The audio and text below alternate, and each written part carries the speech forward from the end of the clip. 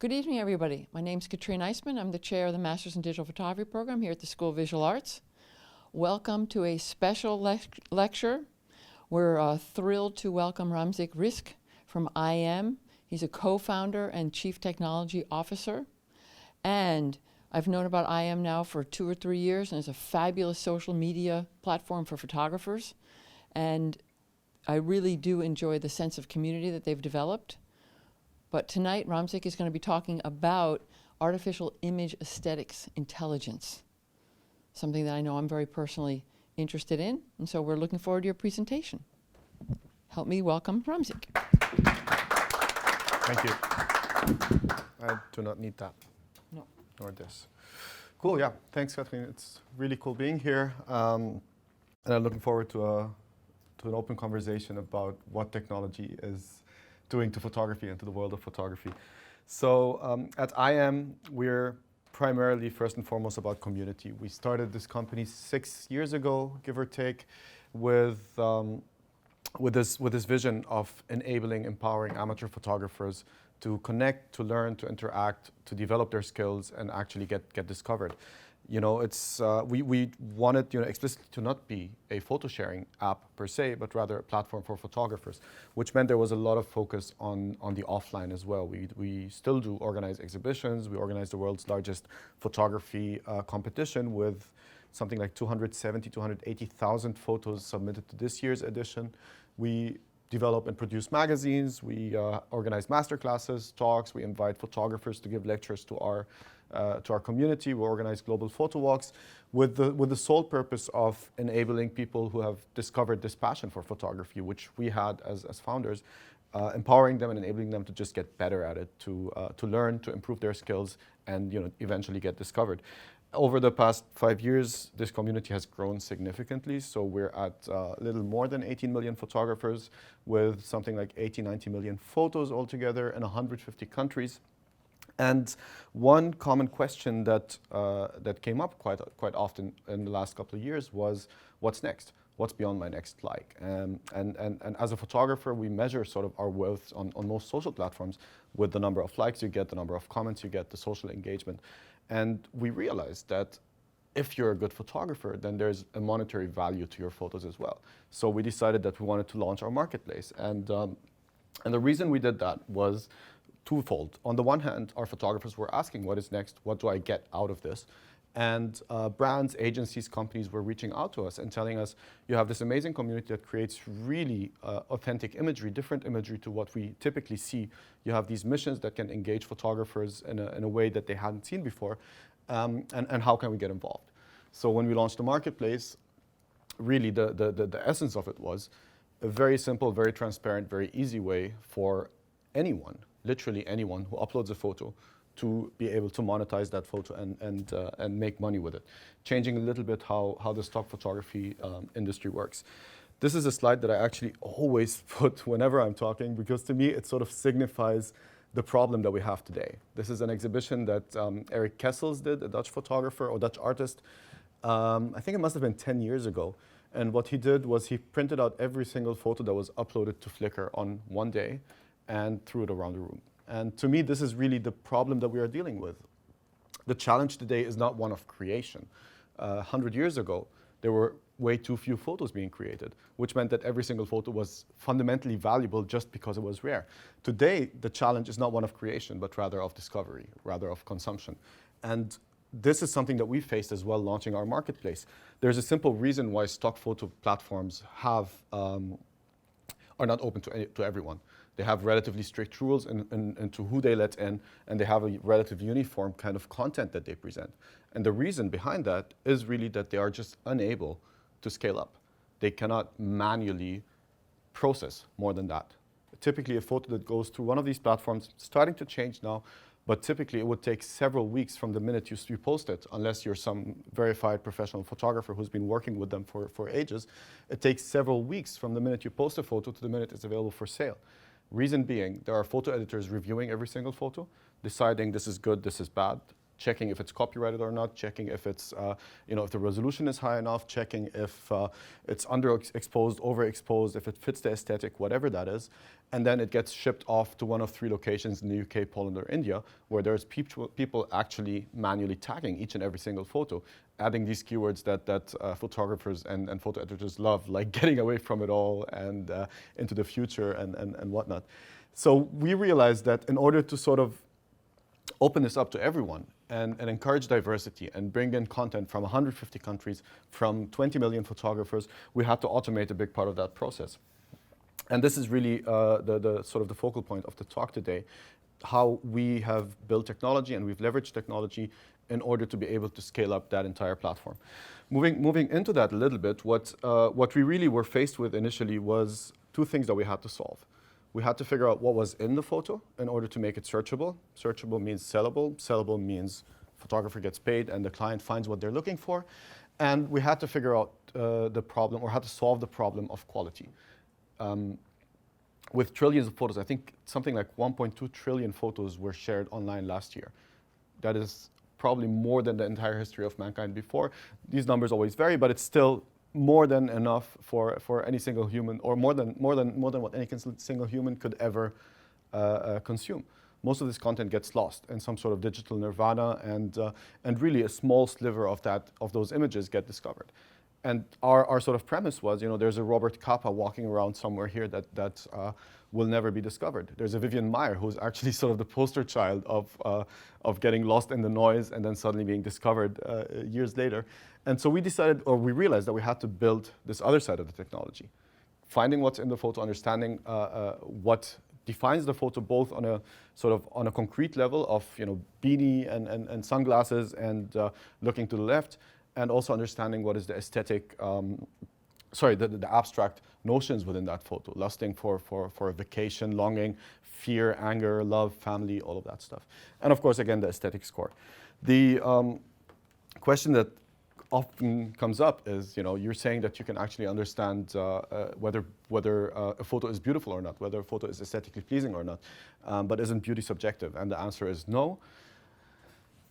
So, talking about the photographer's workflow, we basically see how a photographer basically starts working and goes through that cycle of getting inspired, creating the imagery, having that content organized, and eventually distributing it or sharing it online or whatever. You can actually expand on that a little bit and say there's processing and there's storage and there's search and so on. But typically the process falls into these 4. So what I would like to quickly run through is a bunch of the tools that we've actually built for our own platform that help photographers or support and automate a big part of this process. When it comes to inspiration, we've always wanted to be able to avoid that idea of if you get more likes, you're a better photographer. So we had to use the aesthetics and a bunch of other technologies that we've built to train the machine to actually find these sort of diamonds in the rough, find these photographers that join EyeEm, have 0 followers, follow nobody, upload a couple of photos that are really good, that the system knows are aesthetically pleasing, and we suddenly boost those people up so that they get some of the exposure that others don't. So if you go on our popular feed, you will actually discover typically it's not about likes and it's not about how many people have followed you, because that's a system, that is a game that is very, very easy to trick. What we've gone further is actually supporting, for example, our curator team in finding photos that they want to feature. So instead of basically, there's always bias, right? There's a bias in the machine, but there's also bias in humans as well.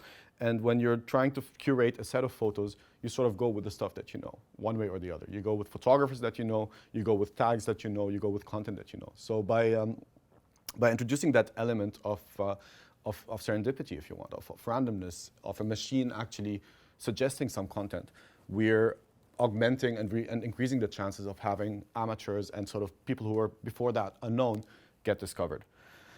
So going a little further onto the organizational side of things, the other problem I think that a lot of us face is that I have this one photo in mind that I took a year ago at the beach, and then you open up your phone and you start scrolling down through the months and through the years until you get to that point, and then you sort of try to find which one of those photos it was.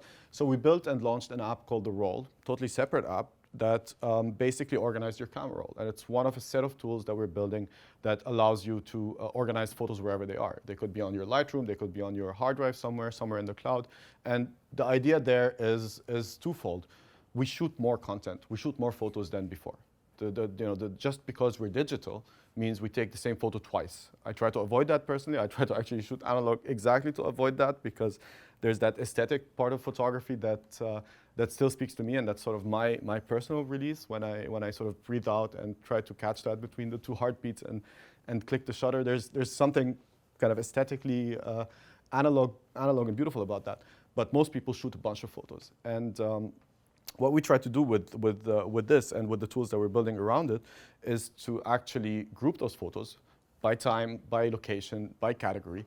And if they're identical, if you shoot 10 portraits of the same person, then to try to understand a little bit what the style is and sort of surface the most relevant image up to the top, so you don't have to go through 20 photos that are identical. So it's really just a better way, I guess, to organize. So if you look at these sort of tools that we've built and think of our marketplace, where we get hundreds of thousands of photos submitted into the marketplace every day, there's no way, particularly as a small company, where we can just process all of that content manually. The automatic argument against this is, well, that means some people are being unfairly punished and their photos being rejected or rated as poor or poorly tagged. But the purpose here is really that the majority of these people would not have gotten discovered at all in the first place. So what we've done is we've taken that process that takes several weeks and cut it down into milliseconds on your phone effectively. You take a photo within seconds or within milliseconds of that photo being taken, the algorithm has filtered it into high commercial value, low commercial value, average commercial value, has checked whether it's copyrighted or not, has checked whether it's whether it fits a certain taste, certain style, checked for not safe for work content, stuff that goes against terms of service, added the keywords that are needed to actually understand what is in the photo, make it searchable, and made it ready for distribution, whether on the EyeEm marketplace itself or through our partners, or even for customers that are looking for that particular specific kind of imagery. So that is also something that is heavily augmented through technology. One thing that we wanted to play around with was we had this mission, Overnight Success, which I think something like 12,000, 13,000 photos were submitted to that mission that we did together with SVA. And we wanted to run a little experiment where we took 100 photos out of that set and had people from SVA pick their 5 favorite photos. And we also had the machine pick its 5 favorite photos. And I think it's interesting. It's interesting for a variety of reasons. And I think this is the exact conversation we should be having after. So the top 5 photos that were picked by SVA, first 2 are here, and the next 3 are there. Pretty photos. I mean, no one can argue with that, right? Beauty is subjective, but it's not. The machine actually went for something slightly different. It's the sense of aesthetic that it has understood to be valuable and appreciated by the EyeEm community and by our sellers. So there's definitely a bias towards people. There's definitely a bias towards content that is more emotional. And there's a bias to a certain extent against that HDR feel of particularly long exposure night shots, just because it's something that we've trained for. But that begs the question, right? There is not one sense of aesthetic.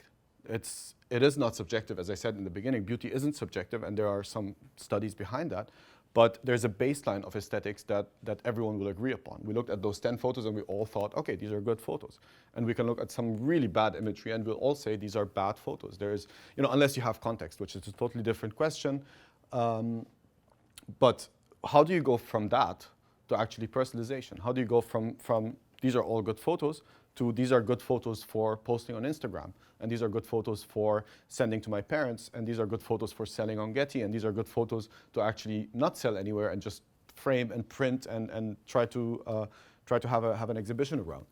What we did there is we basically taught the machine to actually understand the tastes, the individual tastes of people, of brands, of agencies, of partners, of professional photographers. So the way you need to look at it is basically teaching machines to see photos through the eyes of Vice magazine, or through the eyes of Ansel Adams, or through the eyes of Beyonce, or whatever. And by doing that, You're just changing how you sort content, changing how you present content. I'll give you a little example, which we run with one of our largest clients, the Boston Consulting Group. They do run a lot of missions with us, and typically they want to license a bunch of photos from those missions. And when you have a mission that has 50,000 photos submitted, it takes a lot of curators, a lot of time to sort through that content. So one of the missions that we ran with them, these are the top 5 photos that the machine found. So the machine thought these 5 photos really are aesthetically pleasing. However, we knew historically that this is the kind of content that BCG buys. As you can tell, lots of tension, lots of geometry, lots of patterns, no people. We take these photos and we train the aesthetics on top of, we train the personalization on top of the standard aesthetics that we have. And suddenly from that same data set of 50,000 photos, instead of these photos being in the very top, suddenly these photos are at the very top. And the machine now has understood that this is what they're looking for. Naturally, there's always the question of, does it evolve with the bias? Does it change and so on? But these are really questions that take a lot of time to answer. Which brings us really, to me, to the actual question of what we're talking about.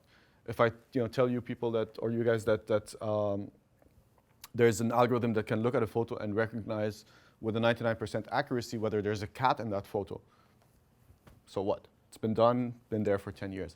If I say there's an algorithm that looks at a photo and actually can tell if that photo is appealing or not, there's a bit of a question mark there, because we personally still don't understand ourselves how we identify beauty, even though there's been a lot of work in neuroscience that goes in that direction. But the question that bothers me to a certain extent is that there's this dystopic vision of the world in 5 years where machines are now creating content. And to me, there's this nightmare, this recurring nightmare that I got in the beginning of preparing these talks, which is the machine turning us into glorified selfie sticks? Are we at some point going to be living in a world where your phone vibrates and says, pull me out right now? And you take your phone out and it's like the camera's on and it's like turn left, turn right, stop, tilt, wait 30 seconds, okay, thank you. The photo is taken, the phone edits the photo, figures out how to process the photo, figures out where to upload it, and just tells you, put me back in your pocket, and then keep walking. That's sort of the dystopic future. The utopic future, in my mind, is where we could be getting to a point where we're distilling photography to the essence of what it really is. Being a photographer is not about tagging a photo with 20 keywords to make sure it sells somewhere. Being a photographer is not about trying to, spending hours trying to find those images that you took. Being a photographer is about seeing a moment, capturing a moment, envisioning something beautiful in your mind, and finding a way to actually create that, recreate that digitally on prints. And there's a whole bunch of these apps and these products that are out there that actually are already starting to edit content. Prisma actually is an app that can recreate a photo in the style of a specific artist.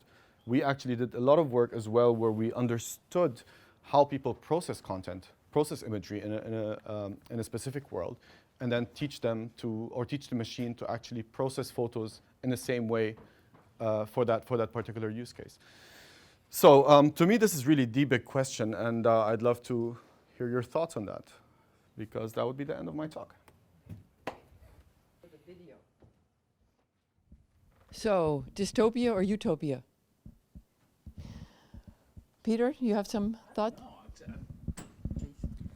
This is we talked briefly about this last Thursday night, and I'm kind of baffled. I love the whole idea, but it kind of really scares me too. And I know it's the future, and we all have to be future thinking. We can't be all sitting around a room talking about how come we don't shoot 4x5 film anymore, and why nobody wants to do that.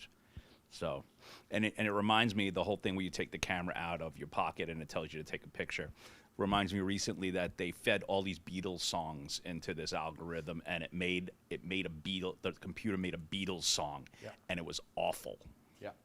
So I don't, maybe the picture is not going to be so great when the camera tells. Well, it gets worse, right? It gets worse. There's this. We're still at that point talking of a machine augmenting your work.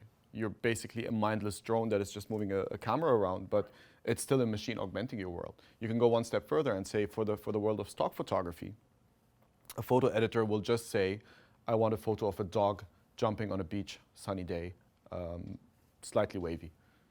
and the machine will create that image out of the blue. Just added with no visual context With at no all. They'll visual just context. design it, just Not- put it so together. it's not cropped, it's not photoshopped. It's actually pixel by pixel being created by a machine. And there's a lot of work that has gone in that direction. There's already machines that are creating music, like you said, still in its infancy. There's machines that are designing chairs. Isn't designing that what they do buildings. like at Pixar though? Like there's no actors except for the voices. Yeah, but that's CGI. So it's still they're drawing it. In this case, the machine is just creating everything, and you tell it, no, this is not what I had in mind. I want it to be a little happier, and the machine understands what happy means somehow, and tries to draw on its wealth of knowledge. If you think about the whole game with this machine learning stuff, is data. Is this wealth of data that we have that we didn't have 10 years ago, 15 years ago, 20 years ago. Of course, there's a lot of science to it, there's a lot of hardware to it, but the essence is data. And if you think about, there's probably 1 billion photos of dogs on the beach on Instagram That's low, right? Yeah. There is at least that, let's say.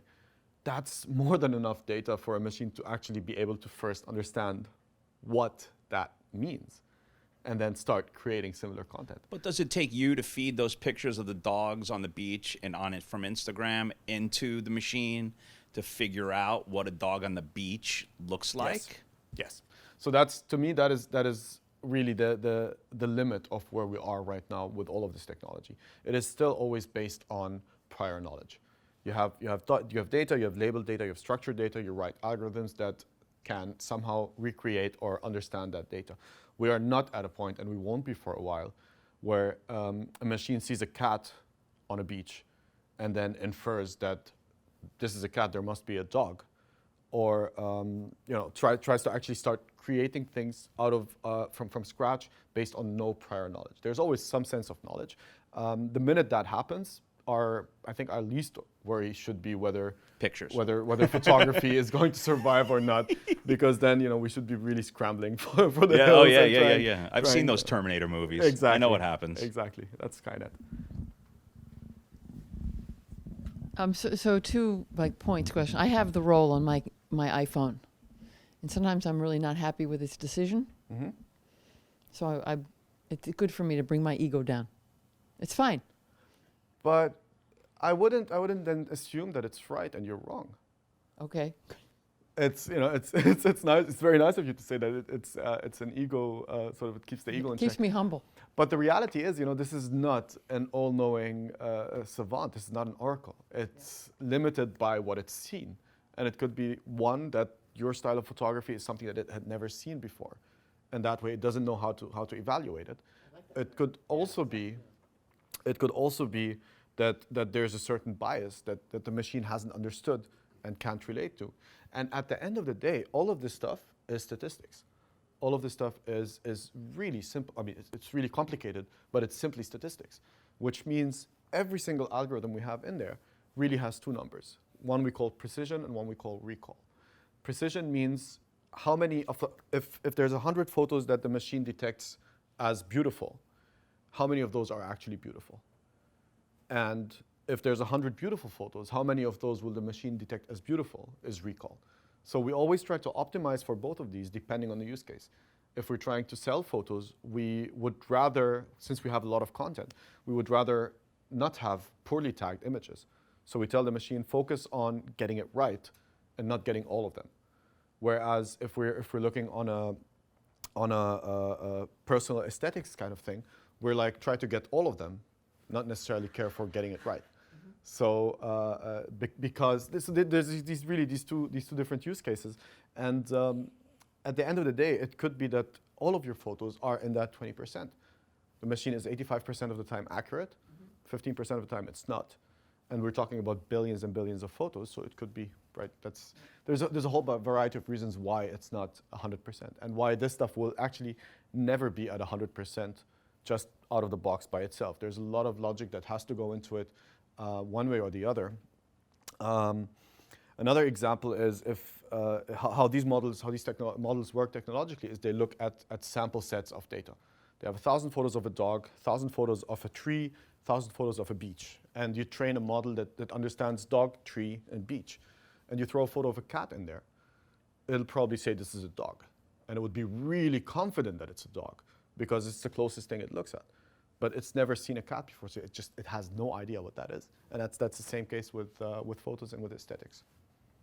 So I'm interested in, there seems to be a number of options now where photographers can sell their images. I mean, now there's Adobe Stock, there's this. Could you talk a little bit about literally what the photographer gets or how they benefit, or On EyeEm. Yeah, what's the incentive? No, absolutely. I mean, I think the prime incentive is, or one of the main incentives is the fact that it's a 50-50 split, which is typically higher than most standard stock sites.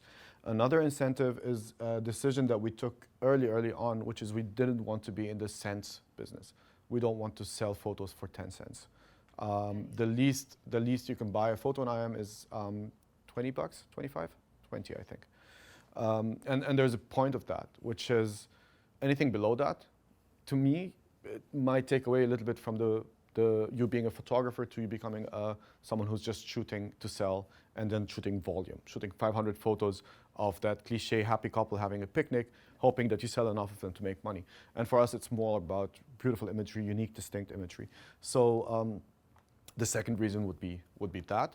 The third reason would be the fact that our missions product is probably the biggest on the market and definitely the most widest reaching, which means that we do a lot of commissioning work with photographers that the other platforms can't do because of technology. Fourth being the technology in place itself, which automates that entire process, and your photo could be selling within seconds versus within days, hours, weeks, or whatever. With all the photographers that you have, are you still looking for photographers?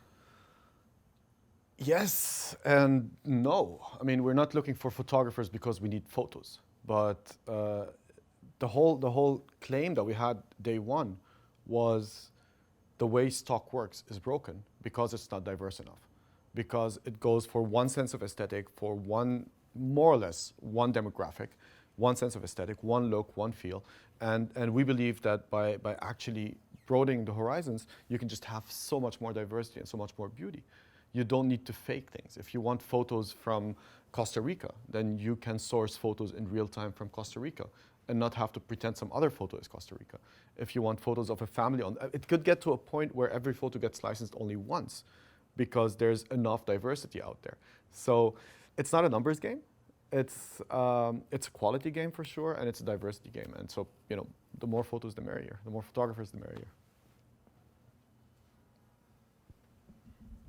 How are the people for the marketplace, the people who are buying the photos, how are they interacting with, and specifically the rating, the quality rating? Mm-hmm.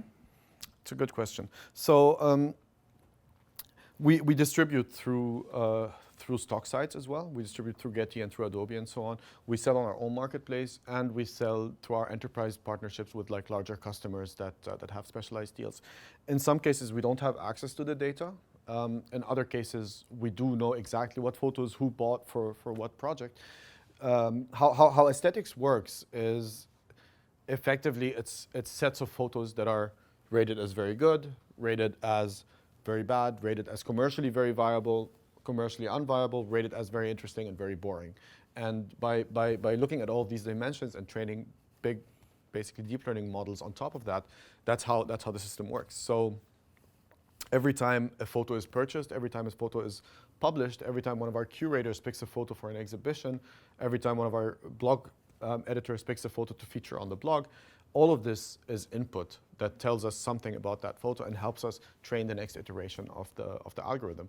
At the end of the day, though, for individual customers, it's something that we've actually just launched. And for individual customers, we have this thing we call personalized aesthetics, which means the more you buy, the more the system understands exactly what you're looking for. And the more the search is really catered to your specific taste. And of course, then it's almost a one-to-one relationship. So more content bought, that exact content goes to train the model to understand, which is what you saw with the BCG example earlier.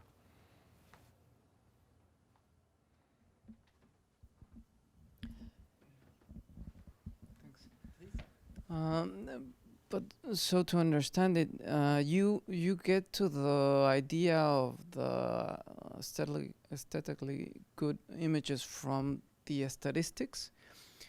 you haven't like set some ideas of good aesthetics into the algorithm, like for saying the rule of thirds or some things like that? That's a very good question. So I mentioned there's this field of neuroscience, or this theory in neuroscience called visual saliency, which loosely translated maps to love at first sight, more or less. That's at least how I see it.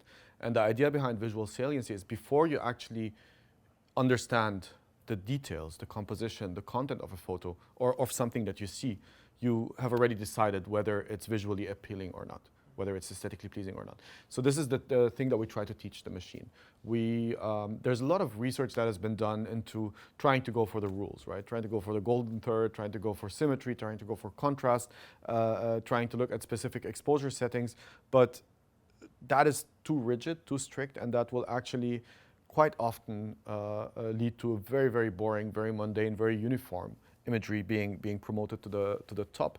So the algorithms that really use these sort of rules don't work very well. That is why we leave it effectively a little more vague. We just say these are good photos, these are bad photos, and we have a bunch of thoughts on how the machine should actually train, but we don't tell it specifically, look for the golden third, or look for whichever rule, right? And the reality is, because of the diversity of content, you could never have enough. You could never have enough rules. An overexposed photo of a table might be really bad. An underexposed photo of a person might be really good.